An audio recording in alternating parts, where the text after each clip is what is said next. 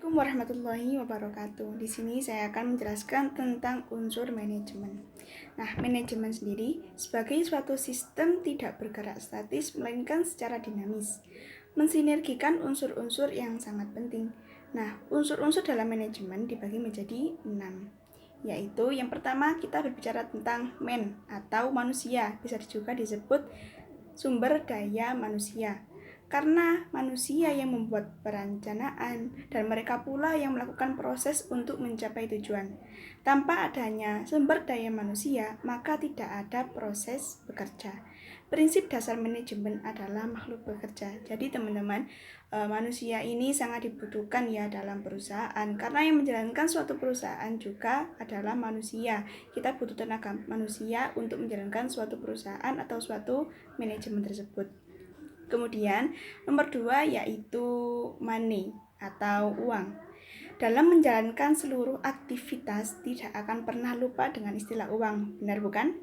Karena dengan adanya uang yang memadai, maka suatu manajemen atau perusahaan akan lebih efisien untuk mencapai tujuan atau laba yang maksimal.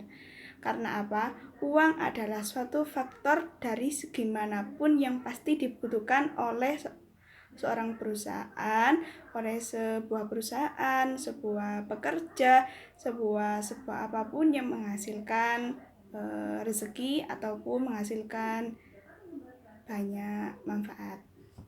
Kemudian kita berbicara tentang material, baik material atau bisa disebut dengan bahan baku.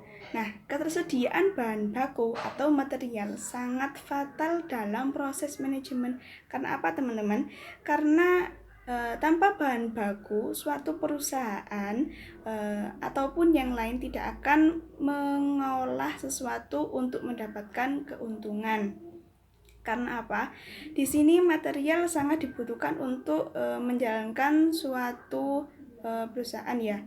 Kayak gini, manusia pasti akan bekerja. Nah, manusia bekerja juga harus ada material atau bahan baku. Jika tidak ada bahan baku, manusia tidak akan bekerja. Baik, kemudian kita lanjut nomor 4, yaitu material, margin.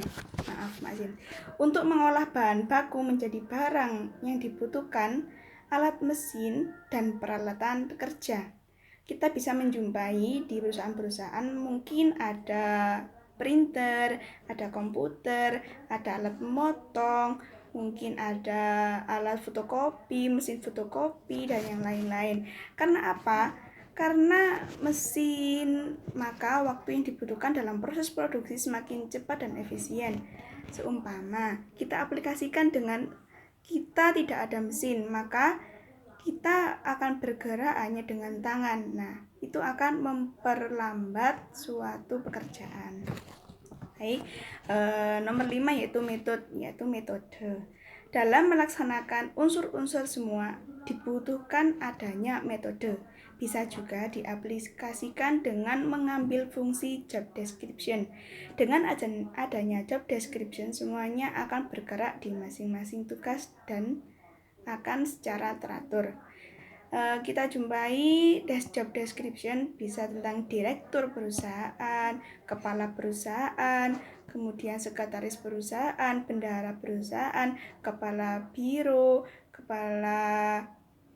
biro hukum, misalnya kepala biro hukum, kepala biro keamanan, kepala biro kebersihan, dan kepala-kepala yang lain. Nah, itu dibutuhkan teman-teman buat apa? Karena supaya semua rancangan, semua perencanaan yang dihasilkan oleh pekerja akan secara teratur jika adanya job description.